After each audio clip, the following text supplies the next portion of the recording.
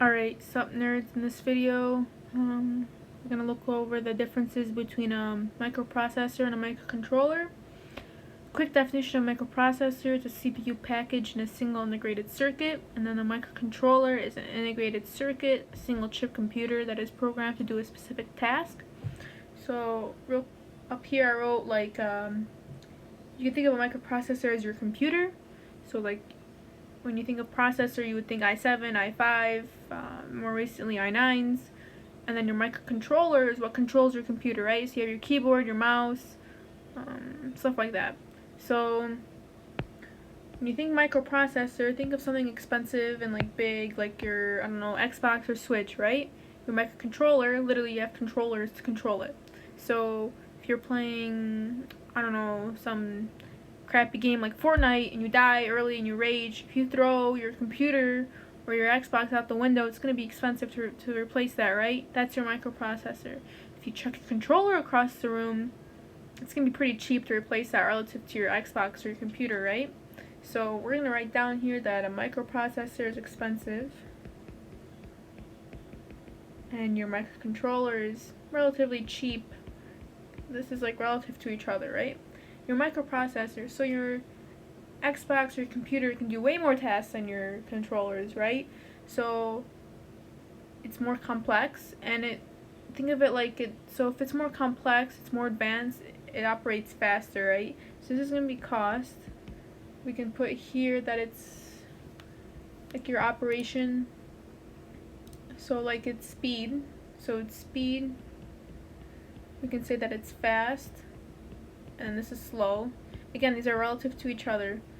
Alright, cost. So we already covered cost, speed. Now we have their applications. So like what would they be applied to? So applications.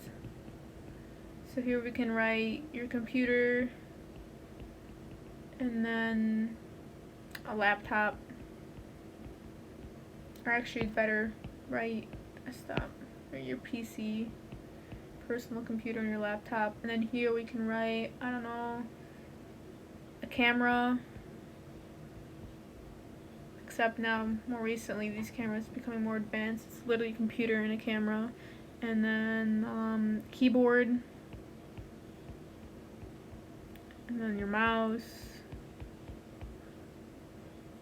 toaster, things that perform a specific task.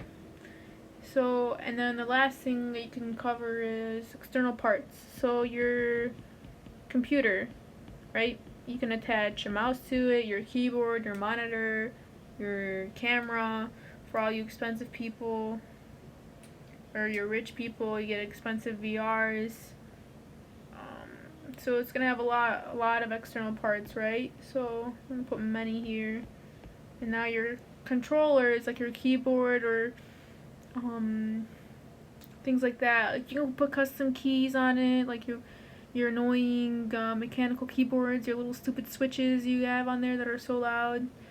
Like you can customize it to an extent, but there's not really external parts to it. Like you can connect your mouse to your keyboard, that's gonna be filtered to your actual computer. So your microcontroller is gonna have a few amount of external parts.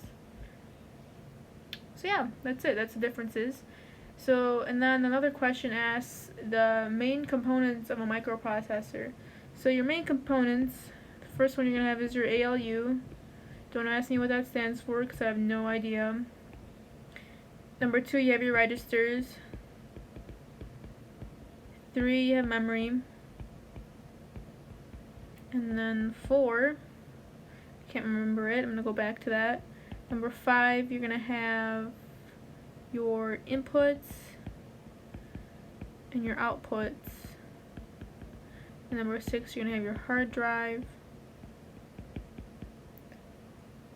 And then going back to number 4, why can't I remember what it is?